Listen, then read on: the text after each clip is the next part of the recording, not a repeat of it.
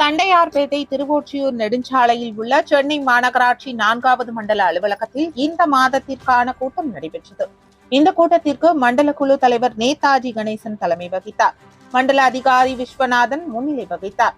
இந்த கூட்டத்தில் திமுக, காங்கிரஸ், கம்யூனிஸ்ட் கட்சி ஆகியவற்றைச் சேர்ந்த மாமன்ற உறுப்பினர்கள் கலந்து கொண்டனர். அப்போது மாமன்ற உறுப்பினர்கள் தங்களது வார்டுகளில் நடைபெறும் பணிகள் குறித்தும், முடிக்கப்படாமல் கிடப்பில் உள்ள பணிகளை விரைந்து முடிக்கவும், மேலும் பொதுமக்களின் அடிப்படை பிரச்சனைகள் குறித்தும் விவாதித்தனர்.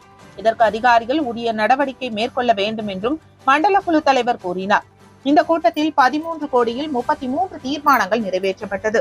அதில் முக்கிய தீர்மானங்களாக தண்டையார்பேட்டை கருணாநிதி நகர், அண்ணா தெரு, வினோபா நகர் என 3 இடங்களில் பல்நோக்கு கட்டிடம் கட்டுவதற்காக 1,02,00,000 ஒதுக்கப்பட்டுள்ளது.